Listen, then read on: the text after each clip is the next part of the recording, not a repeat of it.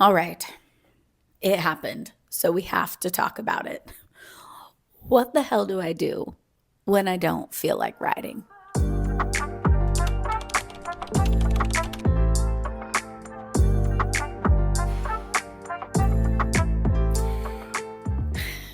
I haven't written in a couple weeks. The last vlog that you guys saw from me was when I did that week-long writing getaway, and it felt so good. It felt so good to be in my book. It felt so good to be in my story. It felt so good to be writing every day, and I felt amped, and I felt like I had these beautiful takeaways where it was like, okay, I'm going to go back and I'm going to start writing every single day instead of just like 2 days a week, and I have these really, really great intentions. And I don't know if I mentioned this, but the very week after that, so I guess it hasn't been 2 weeks since I've written. It's probably been like 9 days.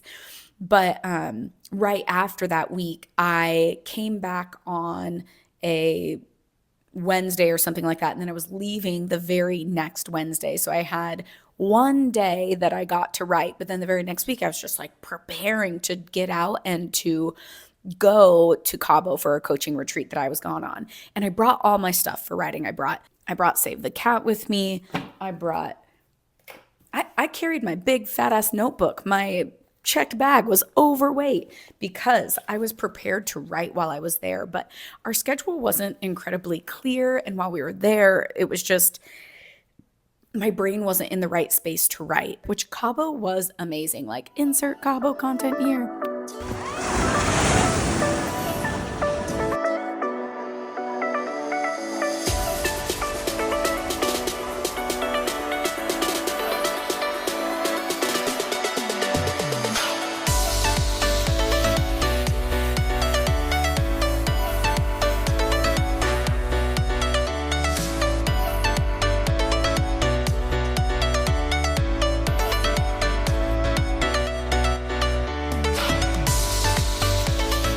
Was there for 5 days, so basically a whole week. And now, as I've come home, I feel, or I have felt, kind of separate from my book. And I talked about it so much at Cabo, and I celebrated so much. I was on a coaching retreat where my friends are there cheering me on about, being an author and stepping into that next level self. And then I come back from it immediately like crickets in my brain about the desire to write. I like had so many things I was excited about that it was hard to just sit down and get back to the computer. So some of the things that were kind of distracting me today were, one, just that like excitement of getting back. I think it was, while I was gone, I made some connections. I was pitching an idea, and I really found this new potential client that I'm really, really excited to work with and have the potential to work with. I love what she's doing in the world. I love her cause. I love her desire for philanthropy in what she does, and her desire and ability to give back with the money that she's making. And she's talking big numbers. Like, she wants to help 1,000 women. They are each going to make 8 figures, and then they will each donate away $1 million. And so all of them together will be donating $1 billion. Like, how cool is that? And so I wrote her an email this morning, and I was just imagining what it would be like to be on her team and to help her with her purpose. And like, that felt so very good. And so the things that are like distracting me from writing are not bad things. It's not like I just don't feel like it at all. But I think this is where that balance comes in of being and having another job that's also a full-time job outside of being an author. And on that note, I was also talking to some of my good friends and somebody that I also met on this retreat, but then also my good friend Lindsay, who was my coach for a really long time, and talking about that. And I don't know if it's a classic Gemini in me, which today is the first day of Gemini season, but I don't like focusing my energy on like one identity. Like, she was kind of like, we were talking a little bit about like, well, what if I looked at everything through the lens of an author? And yes, I love character development with everything in life. Like, that's what I do in my books. That's what I do with the frameworks and curriculums that I build as character development for people, right? That's what I do when I coach, is character development for my one-on-one clients and the coaches that I work with. And so character development, yes, it's an underlying theme. But when I look at myself, I am more than an author. I am also a curriculum and framework strategist. I am also a coach. I am also a wife. I am also a runner. And it's really hard for me to just focus on one of those things. So it's a blessing because I love that, and it's fun, and it keeps my life exciting. But today it also felt a little bit like a curse. So when I sat down, I was like, no, I really want to be dedicated to this new writing schedule. I knew this day would come, and I want to always do a couple things. One, give myself grace and give myself flexibility. And two, I also, and I've spoken about this before, want my process to include the ability to take this seriously, to really sit down and do these things. I've done a lot of tough things. And in order to get to my goal, I've done a lot of things that I haven't technically wanted to do, like running a marathon. Every day you wake up to go on your run, you don't always want to do it. It could be raining, it could be cold, it could be hot, but you figure it out and you get your miles done. And so I wanted to look at this like that. So I was like, okay, what could I do to best help me get this done? What could best help me get ready to write? Because unlike doing admin work or doing my budget spreadsheet for my business, writing is different. It takes that creativity. You got to be able to drop into a space where you're inspired and you're creative and you're open and you're ready. So there are a couple things that I needed to do. One, very specifically, coming back from that trip, I thought that I might write yesterday, Monday. I landed from my red eye at like 6 a.m. in the morning. Yes, I slept the 4, like choppy, but slept through the ride on the plane for 4 hours, about waking up every 30 minutes or whenever there was turbulence.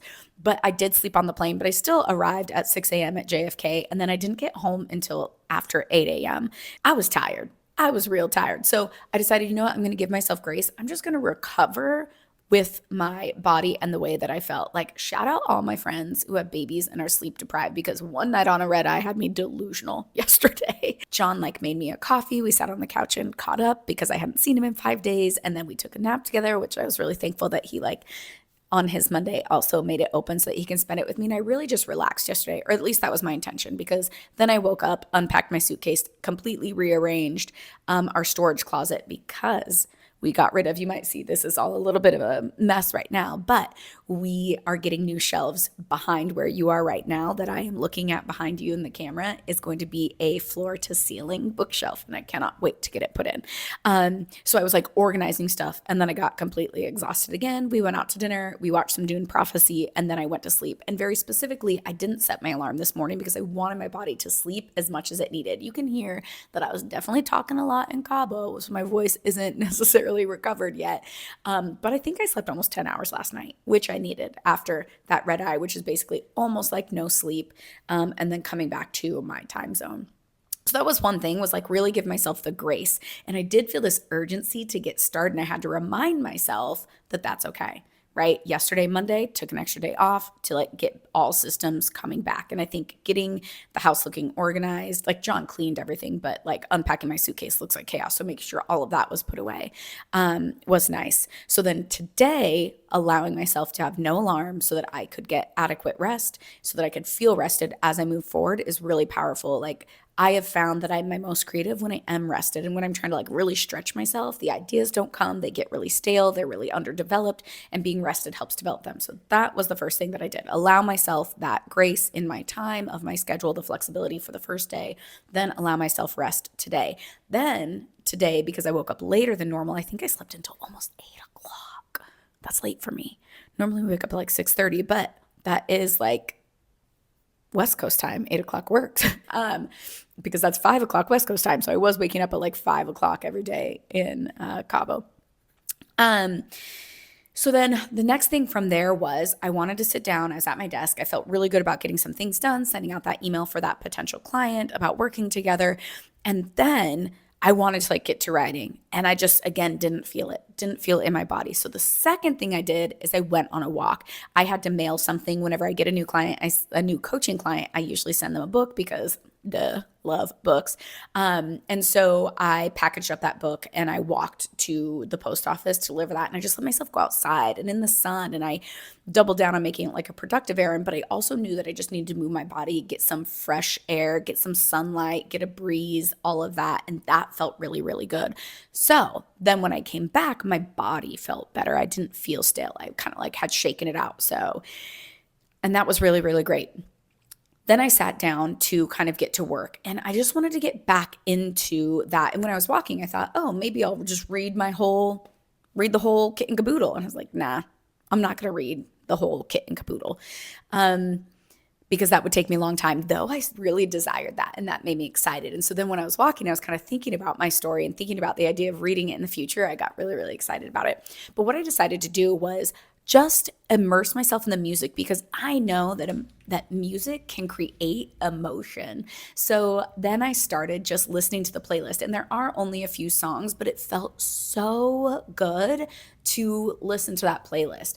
And I was able to drop so much into my story. I was actually really, really surprised. I had picked each one of those songs very specifically. That's why there's so few songs on the playlist, because of the lyrics of what they mean. And some of them are even songs that I listened to in that part of my life. And it was really interesting. As I was listening, I could start to kind of like, oh yeah, remember the things in my story that were happening. And oh yeah, like remember those parts of my life that I wanted to write about. Then while I was listening, I started pinning on Pinterest and adding to my Pinterest board and like looking up what I was hearing in the music, looking up what I knew about the song. And that felt really, really good too. Then, as I was pinning, I just was like, I went and I was like, I'm not going to read my whole story, but maybe I will read some of it. So I just kind of reviewed and just the last chapter. And in the middle of that, I was like, oh, all of a sudden I had an idea for the sentence I was reading. And I just kind of beefed up the sentence, added a little pizzazz here and there some like adjectives, some descriptive words that felt really good. And then all of a sudden I was just going and the music was still playing. And what was so cool was, as I was writing this midpoint part, kind of hashing out the midpoint and what happens to her, songs that matched the midpoint about the change in her mind and like a bitterness that she starts to feel, like played. And then it just started flowing more and more. And even as I wrote and listened to the music, I was so overcome writing the midpoint part that I actually cried writing it. And I just felt so much compassion for like that teenage version of me. It was wild. So for having that feeling of being not ready to write and then being thrown so deep into the writing that I was like that emotional while I was writing, like these are some pretty damn good strategies. And what were there? There was like 5 of them. So giving myself that flexibility specifically to come back from something and not push myself into writing too early, allowing myself to be fully rest, moving my body, listening to the music, pinning on my pin like playlist, or pinning on Pinterest for my book playlist. Why do I keep calling it playlist? Pinning on Pinterest for my book pin board, and then diving into it was really, really helpful. So I think I'm going to just kind of do the same thing tomorrow just to get myself into it, make sure I go until I feel this like back up to speed feeling of just like that desire being there. And maybe after this, it will be, but I'm really excited about that.